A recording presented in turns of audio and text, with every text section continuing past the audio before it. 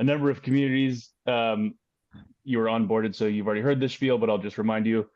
Carbon market, circular economy, finance, the group I run, strategy Europe, the group Teresa runs, nature, strategy North America, and soon to be supply chain. Sometimes we will combine, like Teresa said, on a topic like this, where there's shared interests. So if you're sitting in your first meeting wondering what Paris meeting they're talking about, that's an in-person meeting for the Europe group. So don't worry, you didn't miss anything on your agenda for the Paris meeting. But thank you, Teresa, for letting the finance group crash your meeting today.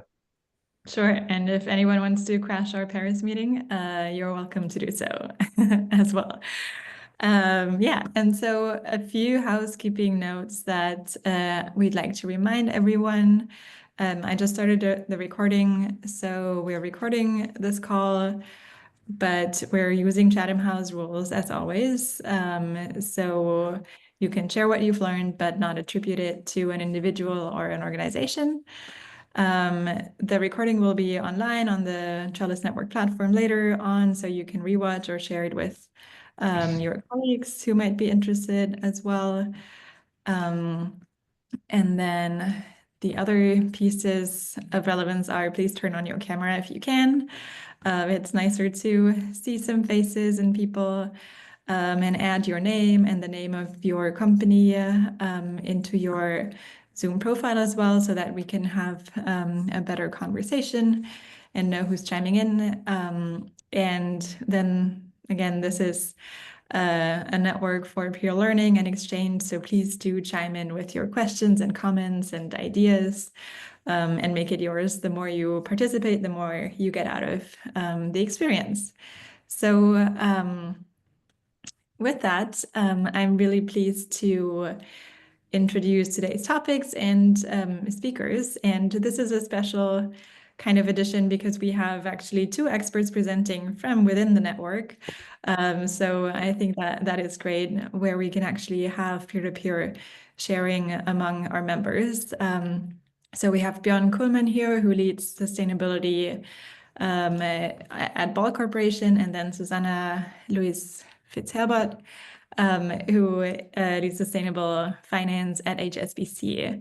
And both of them are ready to talk a little bit through the process their companies have gone through in terms of adopting a climate transition plan, why they did that, what it was like, and how it connects to other sustainability initiatives.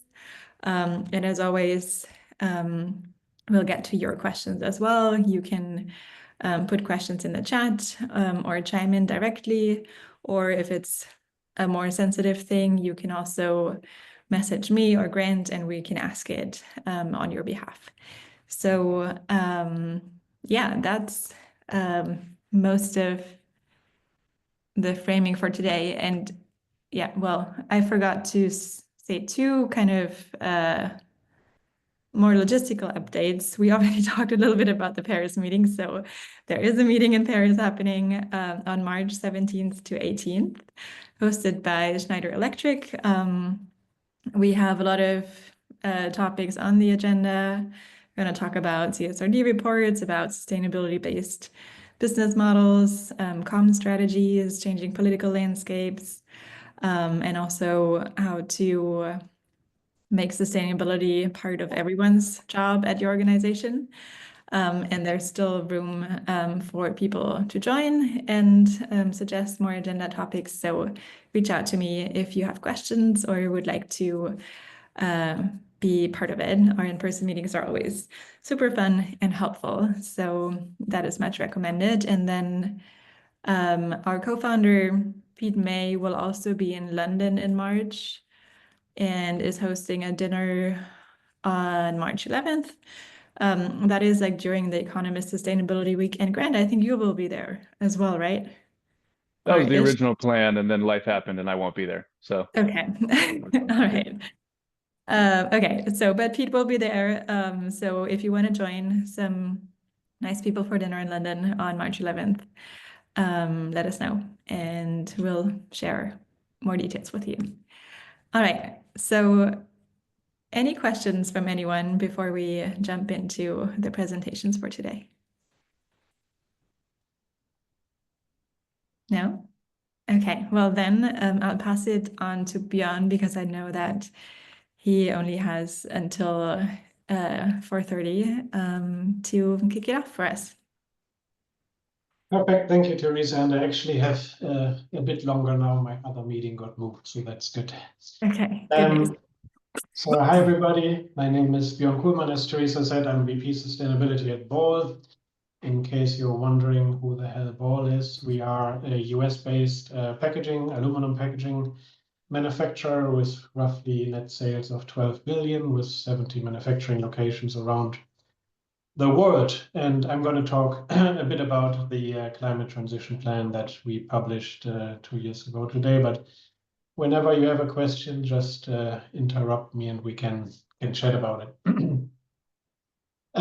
So this is just, I'm not going to bore you with all of our targets and whatever else we want to do, but because Teresa already said, like, how is the climate transition plan connected to everything else? 5 years ago, we published a bunch of 2030 sustainability goals, the ones that are related to product stewardship, which is obviously key for a packaging manufacturing company like Ball. As you can see, as you will see in the presentation, pretty much everything that we've outlined here has a tie to climate, and I will talk through that here in a little bit.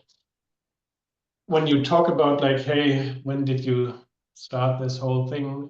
For us, it has been really more than 30 years now, because as you can see in the upper left-hand corner, in the 1990s, I'm based in Germany, so I guess I'm allowed to say that the German government did some crazy things, and they basically introduced life cycle assessments, comparative LCA results, as a means to decide what packaging is good and what packaging is not so good for the environment. So if you want it or not, since the 1990s, for at least beverage packaging companies and users of beverage packaging, you were more or less forced to think about life cycle assessment, product carbon footprint, and what your decarbonization journey might look like. So the upper three here are a bit more product focused, and then at the bottom you see more corporate carbon footprinting exercises that we went through. So in 2004, we published our first 10-year corporate climate reduction target as part of the US EPA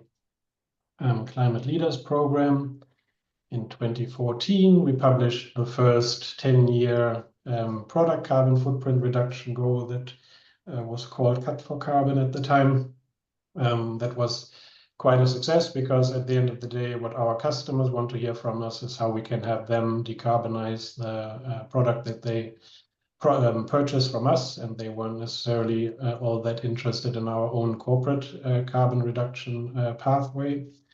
In 2020, we submitted and got approved our first science-based greenhouse gas emission reduction goal, and that was probably the basis for the climate transition plan that we published 3 years later. But for the science-based target piece, why this was elemental for us and my team in particular was that initially we thought, hey, let's hire a consultant that will develop the goal for us, and done. And then we took a U-turn and said, like, hey, let's develop this in-house, the entire modeling and everything that goes behind it for all scope 1, 2, and then 3 emissions. And that was a little bit painful, because it took us 2 years to work through it. So we started the SBT project in 2018, and then it took us until 2020 to get it submitted and approved.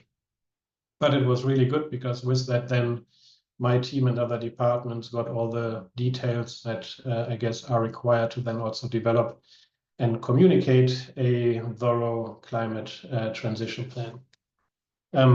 Also in 2020, we published a nice comparative LCA, which everybody who has worked through an LCA, especially when it's comparative and has to go through an external review, you are familiar with it, and it's pretty time intensive as well. But we worked on that for a year and then published it, and that also helped us, I guess, tell the story through sensitivity analysis that we included in the LCA, so that it's not just a status quo reflection, but more so through sensitivities in terms of increasing recycling rates and energy efficiency, renewable energy, etc. Everything that we are working on, how that will translate into the product carbon footprint going forward.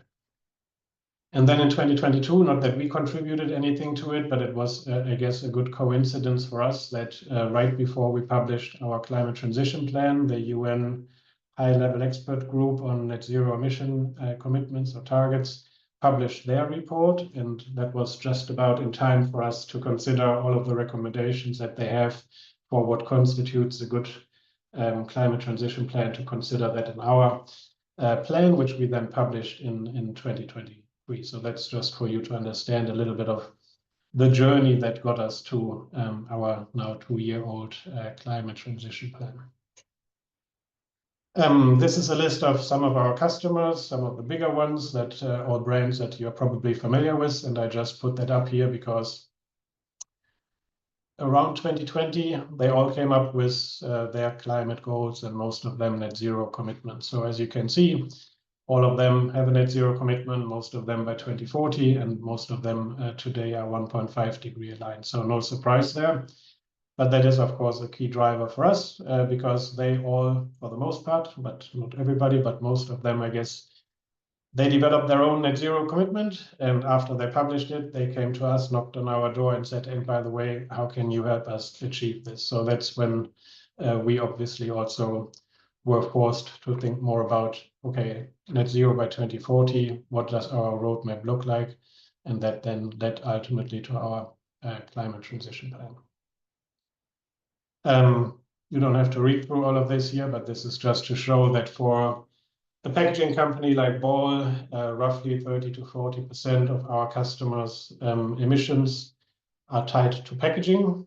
So that's why we are usually one of the first focus areas for our customers. And then, unlike in agriculture, for example, where they have hundreds, if not thousands or 10,000s of suppliers, packaging is usually fairly consolidated. So when they want to talk to their beverage can suppliers like us, it's probably a handful of suppliers around the world and not thousands. So that's easier for them to get their hands around, and then they may think that it's pretty straightforward and you just have to increase your recycled content and then you're done with your plan. Of course, it's a bit more complex, but this is a little bit the story around why we tend to be an early adopter of things, because our customers are pushing us early.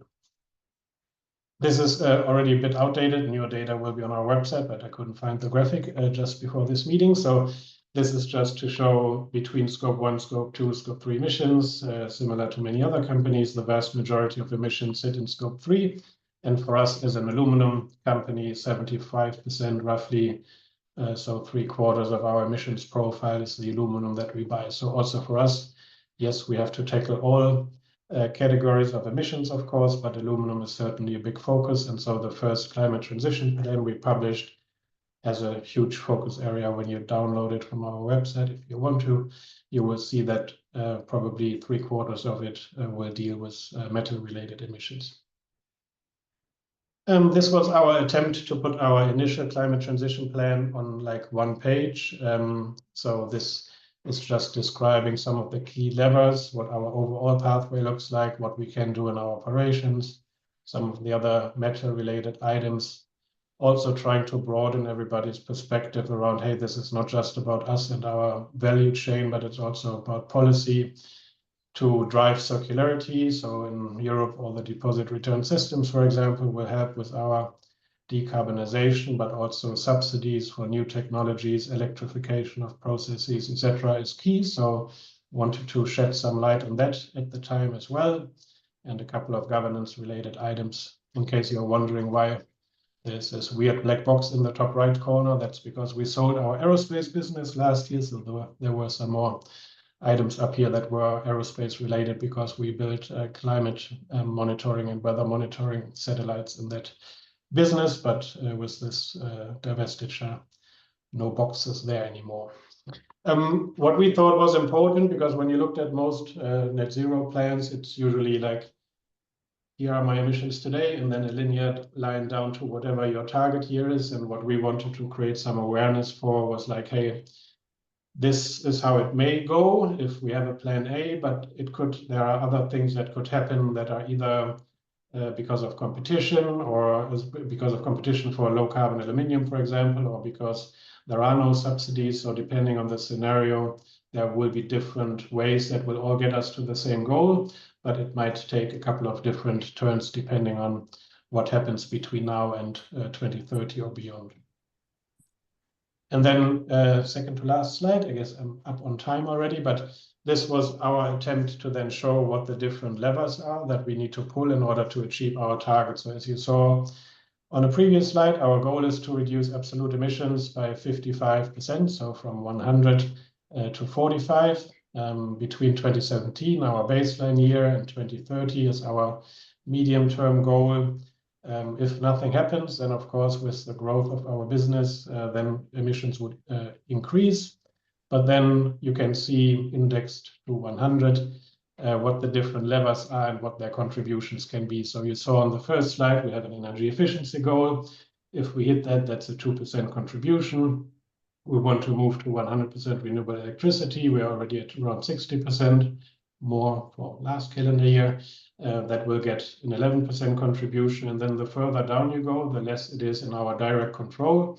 And that's where we then depend on either supplier, customer partners, regulators, or other stakeholders to make it happen. No surprise, as you can see, for an aluminum packaging company, you save 95% of the energy and carbon when you use secondary instead of primary aluminum. So that's why circularity and increasing recycled content to 85% by 2030 is what gets us to this huge drop. And then ultimately some of the other levers you can read that get us to 55%. But the biggest contributor is circularity, and that's why we talk a lot about effective collection and recycling of our packaging around the world, how that is remelted and saves energy and then can come back into a new can in no time. 1 year after we published the Climate Transition Plan, we published our next combined report, and in there we talked a little bit about the progress we have achieved. My team is currently working on the combined report for 2024 and an update to our CTP, so we will get a bit more sophisticated in how we report our progress against our plan again. But of course, you cannot just publish a plan and then try to not shed light on all the detail that you've provided previously. So the recommendation obviously always is to then follow up on everything, and that's what we will do this year again in a bit more detail. But I'll keep it here. Happy to answer any questions you guys might have either now or after the next presentation. Okay, amazing. Thanks so much for running through that, Björn. Do you think if you didn't have a transition plan now, would you start it again? Or do you think the situation would be different now with regulation as well? No, absolutely. I mean, our customers haven't stopped working on their climate and decarbonization plans. So this has been a wonderful tool to engage with customers because it allowed them to better understand how our decarbonization efforts are tied to their own and where we need to combine forces or join forces in order to help them achieve some of the aggressive medium and then long-term targets that they put out for themselves. So this is really a door opener or has been a door opener and continues to be for customer engagement. Great. So an actually useful tool. So Nick is asking which frameworks you're using for the CTP. Yeah, we have obviously the Science Based Target Initiative with their guidelines is what we have considered the most, and the UN high-level guidance I think is really key when you think about not just what your accounting roles are supposed to be for your scope 1, 2, and 3 emissions, but more so what constitutes a credible climate transition plan. I think that's a fantastic document that you can consider when developing your plan. Okay.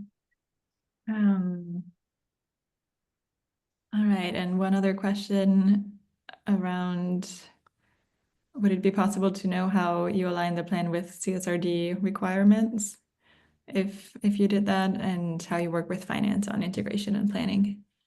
Yeah, I would say that obviously my team is spending a lot of time right now on CSRD California climate and every other rule that will be applicable to us around the world. It's not necessarily tied to the CTP, so our climate transition plan, obviously, but yeah, we have a PMO team between finance and my sustainability team working on those gap remediation disclosure items so that for us starting in 2026, we can make sure that we will be CSRD and other rules compliant, but that's what keeps us up right now 24/7. So I would say it's also interesting. Is it what I want to spend my and my team's time on 24/7? Maybe not, because it's more exciting to work on a climate transition plan as such than trying to put everything against the CSRD rules. But I guess that's the world that we all live in right now. Yeah, I don't think CSRD is anyone's favorite project. But all right, Kurt, I see you have your hand up. Yeah, Björn, thanks. Very insightful presentation. 2 questions. Can you shed a light on why the energy efficiency is not on target? And second, in terms of internal roles and responsibilities, how did you get and manage to get the different business parts, which I assume you have different business parts involved here? How did you get aligned and with the nose in the same direction? Yeah. Great observation, first of all. Yes, energy efficiency was not on track, and that is in our part. So obviously we have mass production, so we make 100 billion beverage cans around the world every year. So this the biggest challenge for us is the complexity that our customers are adding to our production all the time, because when in the past you may have had one can design for your brand, today it's dozens or hundreds of designs. So the more often we have to change a label or the diameter of the can, for example, the more the less it is beneficial. So we have done a lot of things on energy efficiency, but there are also things that work against us, and that is what is eating up the gains that we've had. But we will probably in our next report also see some improvements on that front again. But yeah, good observation. And then in terms of roles and responsibilities, when we put the CTP together, we had an internal PMO team that looked at all the different levers and which departments need to be involved in order to make progress. We have defined year by year and then long-term targets for all of the groups. So in our case, in particular procurement, but of course it's not only procurement, it's also other teams. So for each level, we have individuals responsible that have their annual objectives also aligned with those, with the progress that we need to achieve on those things. So that's, I think, how we try to set it up. We now have a quarterly, what we call Sustainability Accelerator meeting, where everybody from the very top of our company down to the SMEs are meeting once per quarter to review. Wipe your nose, Sully. And align on what needs to happen to hit our goals. All right, thank you. Thank you. All right, and then we'll take one last question before we move over to Susanna to hear about HSBC's experience, which is, did you receive any pushback on the initiative? And if so, from who internally? Well, I guess everybody here who works in sustainability knows that it can always be an uphill battle, and depending on how the business is going and who's involved and whatnot, there might always be a bit of pushback. But at large, I would say that as long as your leadership is supportive, understands it, and also gets, in our case, the feedback from our customers all the time, how valuable those contributions to customer engagement, etc., might be, then they are supportive, and they will make the organization also, I guess, appreciate the work and the pathway and to make that a reality. So I think, yes, there's always pushback, but not as much as this would have ever come to a halt on any of the levers that I talked about. Yeah, okay. All right. Well, thank you so much for sharing. And I'll hand over to Susanna to walk us through your experience at HSBC. Welcome. Great, thank you. Let me just share my screen. Hopefully you can see that okay. Yeah, great. So hi everyone, very nice to meet you. Those of you I've not met before, my name's Susanna Fitzherbert-Brockholes. I'm a director in Group Sustainability at HSBC. I've been there for a few years now, and probably the first thing I did upon joining was doing our net zero transition plan, which was a fascinating experience, and in some ways the culmination of a sustainability journey that had started a number of years beforehand. But one of the key milestones, like many of the companies mentioned earlier by Bjorn, was in 2020 when we set our net zero by 2050 target, which was shortly followed by targets for financed emissions for key sectors that we finance, followed by a sustainable financing and investment target to lend between 750 to 1 trillion and facilitate financing on sustainable finance.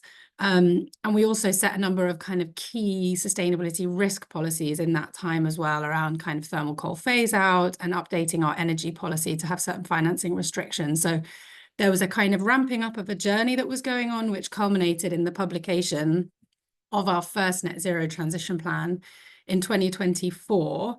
And we really wanted to do the net zero transition plan for a number of reasons. Firstly, to help our key stakeholders, so our clients, our investors and others, to understand what our long-term vision was and what all of the actions are that we're taking internally to be able to meet that vision. We also wanted to meet the emerging regulatory expectations and industry expectations that there were around at the time around net zero transition plans. And we wanted to help facilitate further engagement and support on our net zero ambition across the organization as well. And one of the key things that we really wanted to acknowledge in our net zero transition plan was that we have quite a difficult starting point. We finance many companies in high transition risk and high emission sectors, and in many of the geographies where emissions are expected, if things continue as BAU, to rise over the coming decades ahead. So that's both a risk for us, but it's also an opportunity, because if we can help our customers to get it right in those geographies and sectors, then hopefully we can make a big impact. And so our transition plan was made up of 3 different sections. Firstly, our vision and strategic approach, which kind of highlighted our strengths, where we think we can act, and also some of the key risks and uncertainty that could stand in the way of us achieving our ambition.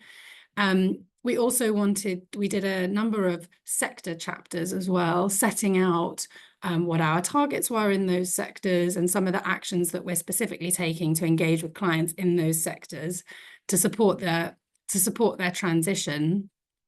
And then also we had an implementation plan, which is really the kind of nuts and bolts details of how we're embedding net zero into many different aspects of how we make decisions across the business.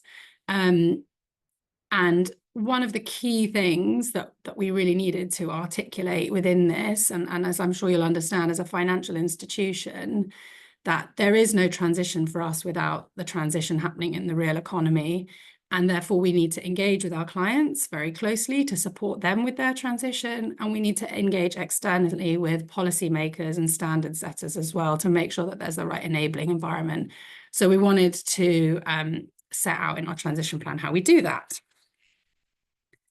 So in the first section, in our vision and strategic approach, we anchored this in 3 key motivations to act. The first one was to seize the significant economic opportunity that exists with net zero and the energy transition ahead, helping our customers with the investments that they need to facilitate them to do this. The second was to mitigate financial and wider societal risks associated with climate change and the transition to net zero, and to help shape the policy understanding and standards that will be needed to achieve a just transition as well, whilst maintaining sound economies globally too. And so our vision was sort of, we came up with this framework for how we structured the net zero transition plan to try and articulate how we think we can do this. And we identified a kind of 3 core net zero strengths where we think we have an opportunity to do this well. The first is transitioning industry. So really, how do we support our clients to transition in high emitting sectors? The second was catalyzing the new economy. So how do we support the climate tech startups of today to scale up, to mature those nascent technologies that will be really critical in the kind of post-2030 years? And as the world's largest trade finance bank, how can we use that role to support our clients to decarbonize across their global supply chains as well? And so we also then had our implementation plan, which we structured into 3 areas as well. So the first was supporting our customers. So really, how do we engage with clients? How do we get to understand them better? What products do we provide to support them with their net zero transition?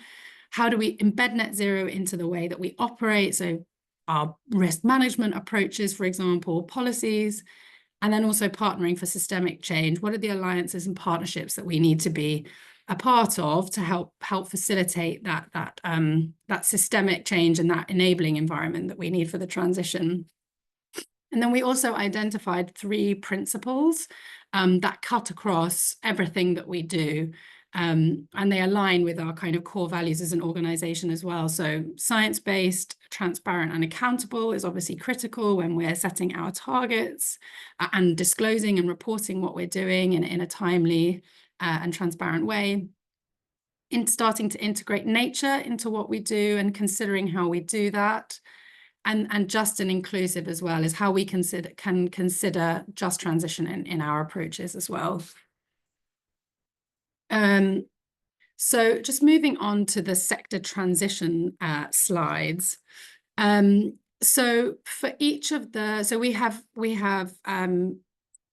finance emissions targets for a number of sectors, and the Net Zero Banking Alliance sets out these kind of critical sectors that are listed here on the left-hand side as ones that are key to the net zero transition. And so for each of these sectors, we set out in 2 different, so we had 2 parts to each sector. The first one was a transition overview for the sector. So we wanted to really show that we understand what needs to happen for these sectors to transition. What are the key technologies? When do they kick in? Is it about scaling mature technologies before 2030, or is it about, helping the nascent technologies today to mature? And what levels of financing are required globally for this, and in what regions as well? So we wanted to kind of set out that understanding as in a first basis for those sectors, and then go on to, okay, well, now what's our approach? What does our portfolio look like? What are our targets where we have them for these sectors? And how are we engaging with our clients in those sectors? And what kind of financing solutions are we providing to support them? And as well, what kind of sector-specific partnerships are we involved in to help create wider change there too?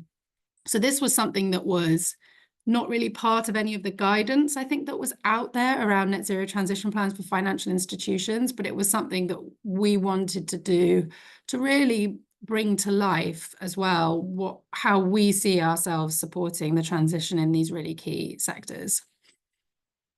And then the final bit of the transition plan was the implementation plan, which I think probably aligns more closely with some of the guidance that's out there, and making sure that we're covering off all of these really key elements. So I've mentioned a lot about engaging with our clients, but how do we do that? How do we look at our clients' own transition plans and take those into consideration with our financing decisions? What are the products and services that we have at the moment that are relevant for the net zero transition? And then a lot of detail about embedding climate into our risk management approaches and frameworks and risk appetite, on net zero in our own operations as well, and how we're setting things up from a governance perspective, from an incentives perspective, and building all of the skills that we need to be able to deliver on the plan too, plus more detail also on some of the partnerships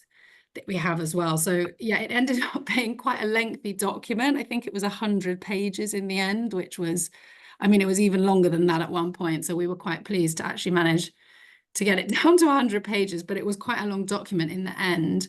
And I'll just before I stop, I'll just say a bit more about how we actually went about developing the plan itself. So it was led by Group Sustainability. We were the kind of main pen holders and running the process to develop it. But obviously a bank like HSBC is very global in its nature. It has multiple different business lines globally, not just the banking side, but also asset management, for example, as well. We have insurance businesses, many other business types. And there's also all of the global functions as well within the organization.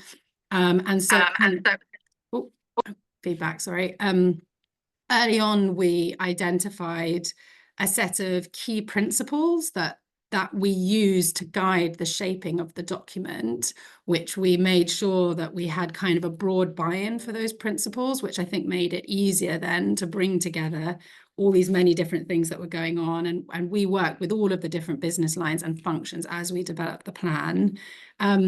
We used the guidance that was available to us at the time, so from the Transition Plan Task Force, as well as GFANZ's guidance for financial institutions on developing net zero transition plans as well. And as I mentioned, we kind of tweaked it slightly because we wanted to include these sector chapters in there, and we also had quite a substantial risk chapter, which wasn't really part of either of those guidance, because a lot of that is covered under TCFD, but we wanted to give more detail on our risk management approach and how we're integrating climate into it as well. For all the different chapters, we established relevant owners. We had a cross-chapter working group where people would come together. I think it was either a weekly or a bi-weekly basis, to make sure that we were aligning the messaging across the different chapters, so they weren't all being done in isolation. And then we had a steering committee of people who were kind of senior sustainability leaders across the different global business lines and functions as well, to come together for kind of key decisions along the way. We also, it took us about 6 months to write the content, and then it took us a further 6 months to get it through governance. So it was our first one after all, but it was quite a lengthy process. And I think when we started it, we probably underestimated how the document was going to be treated. It ended up being like an annual report and accounts, and getting a similar level of scrutiny, certainly from an assurance perspective as well, making sure that everything was evidenced in there and it was robust and it was checked across the 3 lines of defense that we have, the first line, then risk team, and then internal audit as well, really making sure that it was a fully robust document, and making sure that we went, right up through all the levels of government. We had a really strong engagement from the board as well, quite a lot of positive challenge from them to make sure we were getting the detail right, that we were understanding the risks and dependencies in particular and articulating them well in the document. So it was a very involved process. But hopefully it came out as a good document in the end, and we've seen a number of benefits to having it there. I mean, there were many flowers blooming, I think, across HSBC beforehand in terms of sustainability, and this was really an opportunity to bring them all together into kind of one plan and one approach. And as we developed the plan, we developed an internal kind of transformation program, which was called a sustainability execution program, which then was there to execute everything that was being set out in the net zero transition plan as well. And I think everyone in the bank has just found it a very helpful resource to have, one place that you can point to where everything is set out, particularly the sector chapters. I think some of our frontline bankers found those really helpful to be able to understand their own sector better and to be able to have that to lean back on. So it was a great tool to kind of galvanize all of that across the bank. So I guess my final thing I would say, I guess, is just if you're thinking doing a net zero transition plan, I would say do it. I would say make sure your senior leadership are involved early on in the process as much as possible.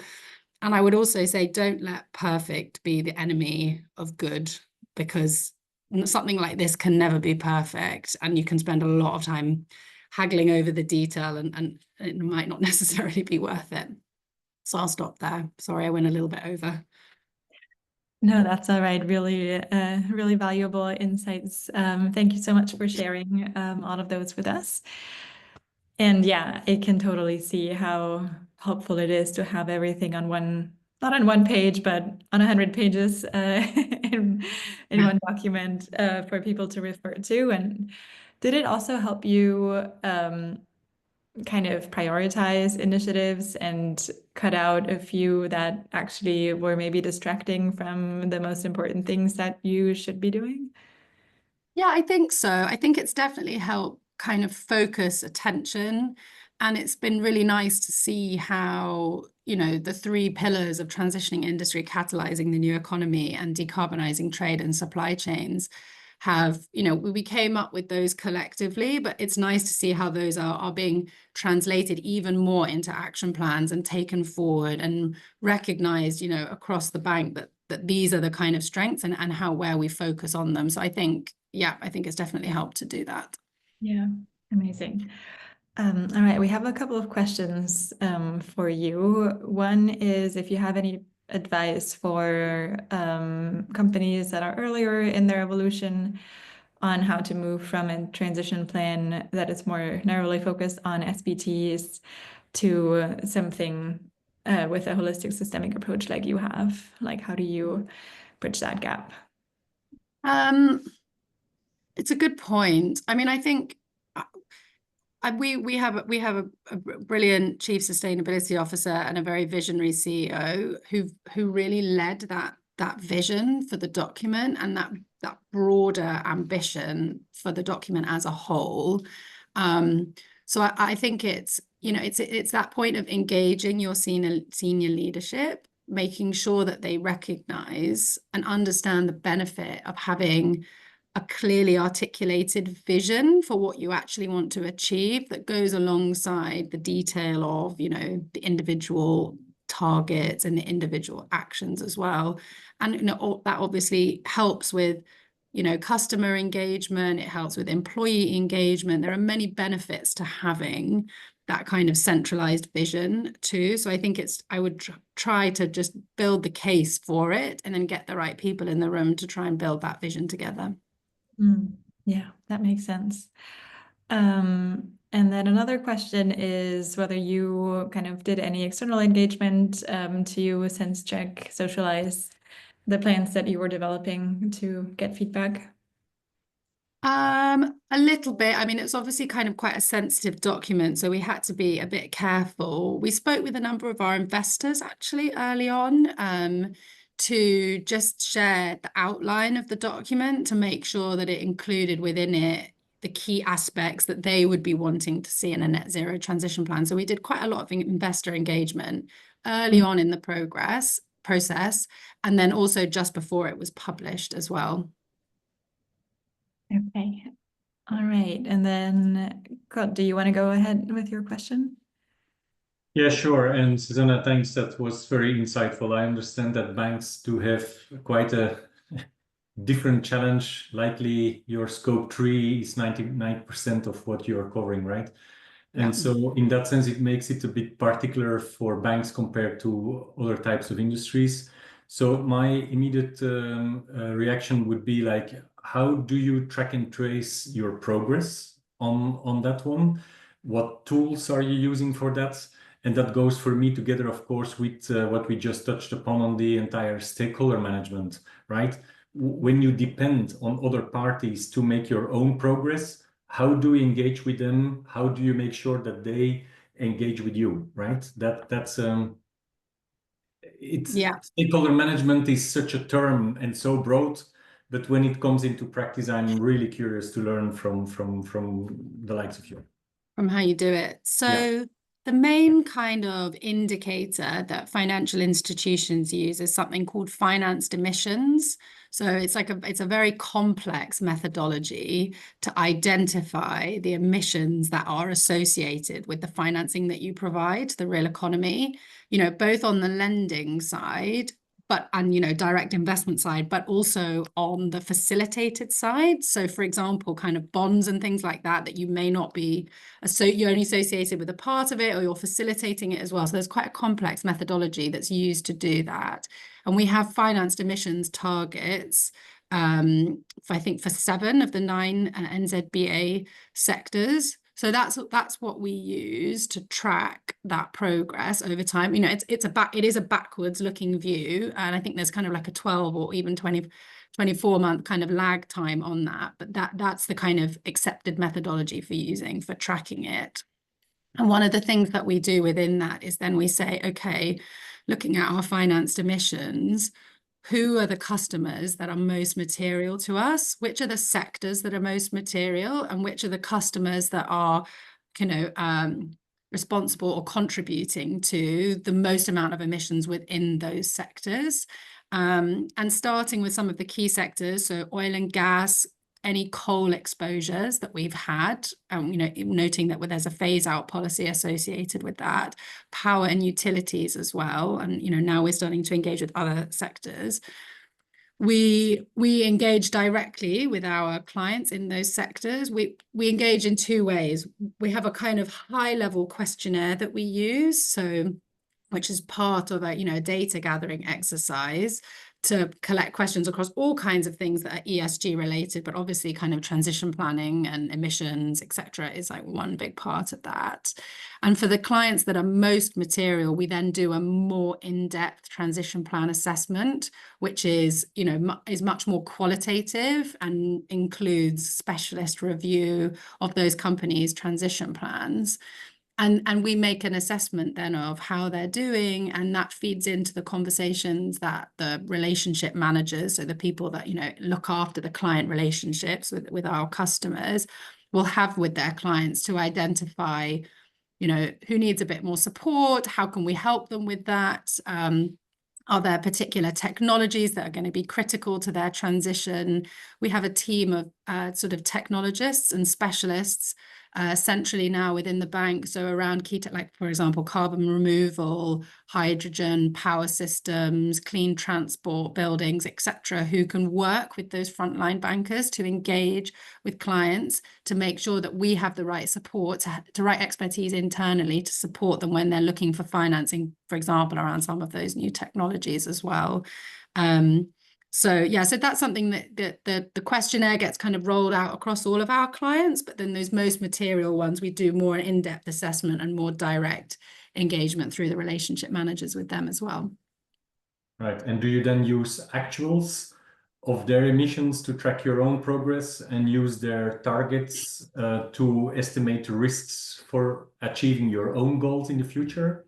I mean, thankfully for me, I am not an expert on our financed emissions methodology, and I don't have to get that detailed in it. But I mean, those are all things that become part of it, and it is, you know, it is based on our clients' actuals, but there's like a time lag in terms of data of getting those and incorporating it into the calculations as well. But all of that stuff, and we talk a bit in our transition plan about portfolio steering and starting to, you know, how you know, it's not just backward looking, but it's forward looking, and you're projecting it out, and you're thinking about how can you have a bit of a glide path to get to your targets as well. So yeah, we do look at that.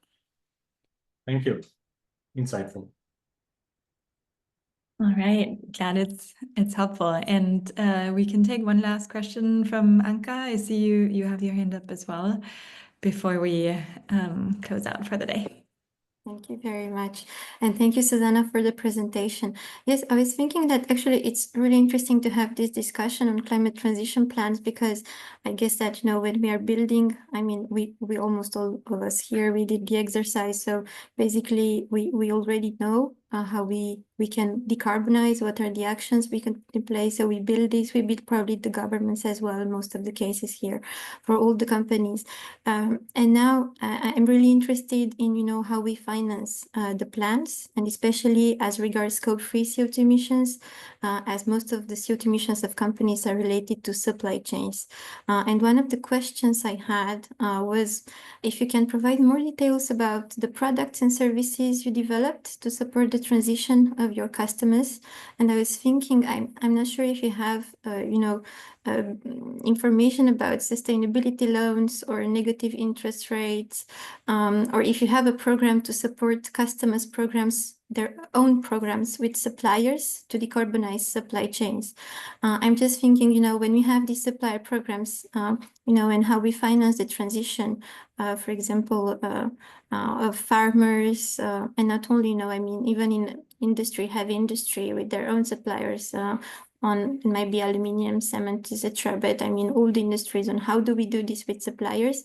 Because I guess that, right, part of the financing is coming from our own companies, but then as well, you know, banks may support as well. And I see this more and more. So just interested to know what, if you have more information about this, for example. Thank you. Yeah.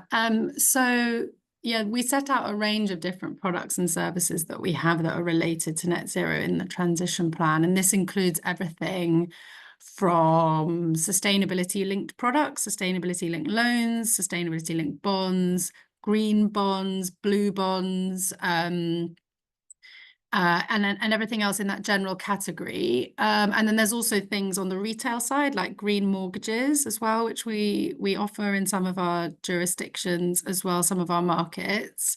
And then there's also the trade financing side, which is where a lot of the supply chain work comes in as well. So we have had some partnerships as well. I think we did a big partnership with Walmart, which is in the public domain, a number of years ago, which was providing finance across Walmart's supply chain to support achieving sustainability goals for various suppliers. And I know the trade finance part of the business continues to work on that as well. And one of the kind of sector specialists that we have in group sustainability is a kind of food and land use specialist as well. And that's one of the key things that she's working on with the bankers is what are the kind of products that could be developed that can support farmers particularly and others across you know, agricultural supply chains, food and beverage related supply chains, to achieve sustainability and nature out, you know, climate and nature outcomes across their supply chain. So I think some of these things have been done. Some of them, I think, you know, maybe there've been challenges replicating them, but it's definitely still something that people are looking at and figuring out how we can do better. Thank you very much. Because yes, I was thinking like when we have suppliers engaging on decarbonization, we have their decarbonization plans, they are engaging as well with, you know, SBTi, net zero, is like when we bring this, could we bring actually these suppliers, you know, to banks? And this is why I'm asking these questions. You'd like to say, okay, so we have a program with suppliers, they engage on this, and now, you know, how about, you know, supporting them to finance them? And I'm not sure exactly how it would work, right? But I'm looking more and more at these issues. So really interesting. Yeah, happy to follow up on that if helpful. Oh, thank you very much. It would be really helpful, actually. Okay, all right. So we're nearing the end of our time. Grant, any closing thoughts, comments from you before? I have a list of about 8.5 questions for Susanna, and there are 3 minutes, so I will go for none of them. But your last question, Anke, gave me an idea for maybe what we convene the finance group for next month around transition finance frameworks that banks are working on to actually finance the transition we're talking about here. Perfect. So no, I'll just say, yeah, thank you for letting the group join again, Teresa. If you did come through the Trellis Network Finance pathway here, I'll be in touch about what our next gathering is. We've got another meeting on the agenda that's collaborating with another of the Trellis Network groups, the Carbon Markets Group, to talk about internal carbon prices in April, but I'll be in touch about what we're doing in March. So thank you again, Teresa. And good to meet many of you European group members for the first time. Yeah, that sounds good. Thank you for joining. And a special thank you again to Björn and Susanna, really, really helpful insights.